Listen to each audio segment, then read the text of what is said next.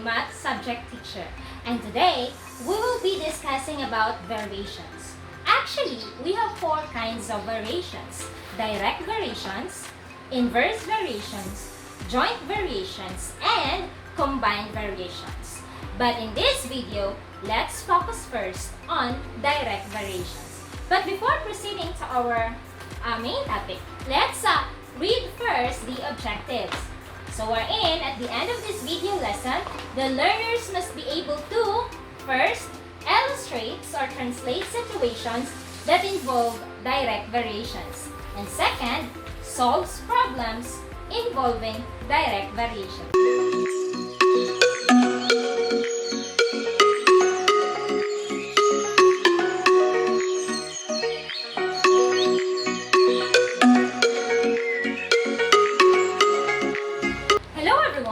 As what I have said earlier, our today's lesson is about variation. So first, what is variations? Variation is a relationship between two different quantities.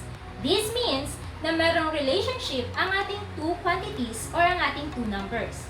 And there are situations that our certain quantity varies directly to a different quantity in which the ratio is constant, and this is what we so-called as direct variation.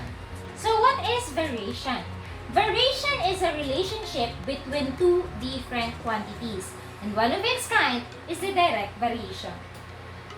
So direct variation class refers to a situation that produces pairs of numbers in which the ratio is constant. This may be translated mathematically as y equals kx, where k is the constant of variation. For two quantities, x and y, an increase in x causes an increase in y.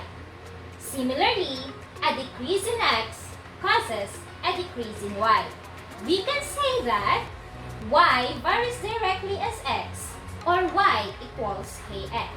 And we have statements that we can identify that this situation is under direct variation, such as y varies directly as x, y is directly proportional to x, and y is proportional to x. For better understanding, let's pay attention to our examples.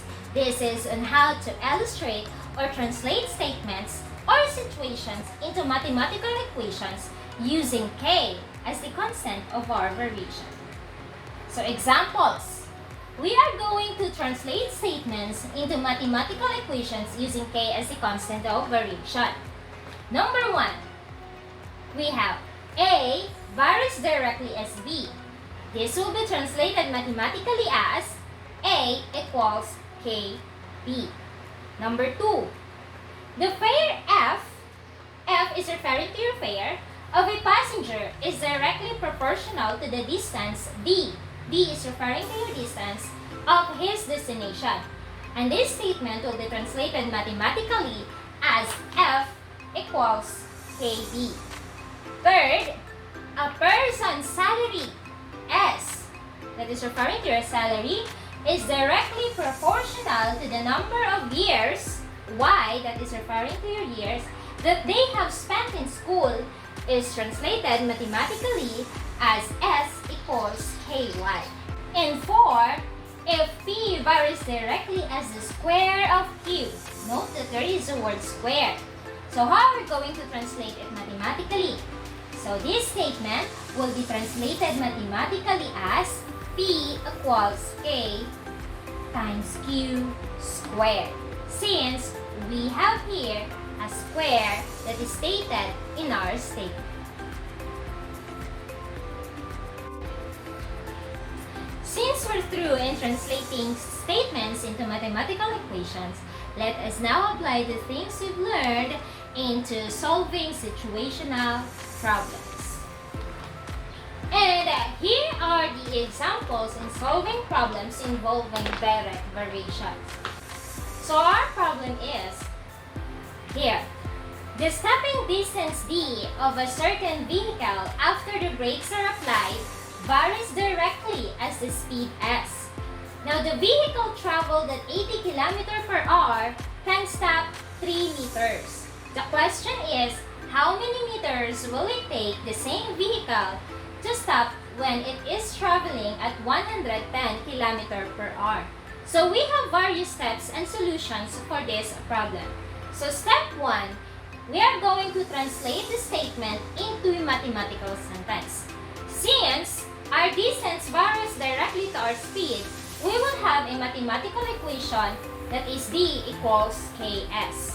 And step 2, we are going to find the constant of the variation, which is k. So we have here our s as 80 because it is said that the speed is 80 km per hour and d is 3.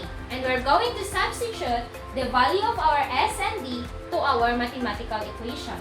So we have here d equals ks, wherein your d is 3 equals k, which is we're going to find, and your s that is 80. So we have substituted the values. So we have here 3 equals k times 80. And to solve or to find for the value of our k, we're going to divide both sides by 80 so that we can eliminate this 80. So therefore, our k will give a result as 3 over 80. So the constant of our variation, which is k, is 3 over 80. Okay, step 3.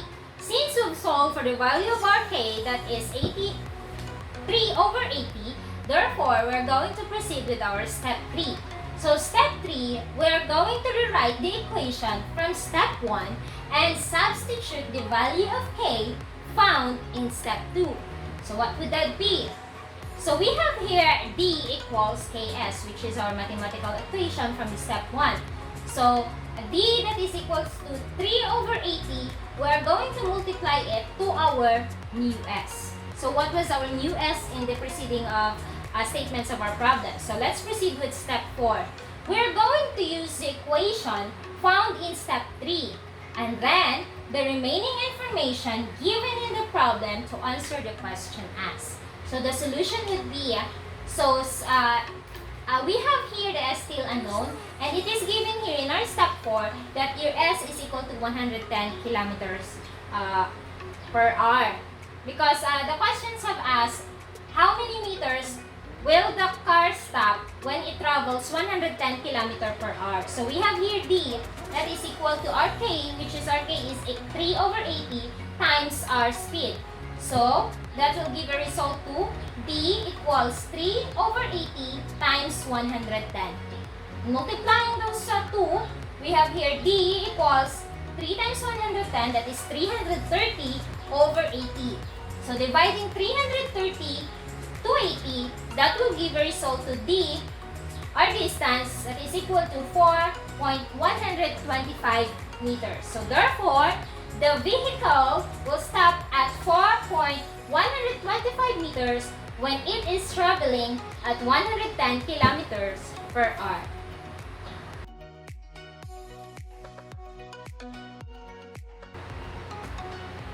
Yes! Congratulations on keeping up until now. And now we will proceed to our exercises. So we have here assessments. This assessments class will be conducted online, wherein you will receive a copy of this in our LR on Wheels portal and to our class messenger.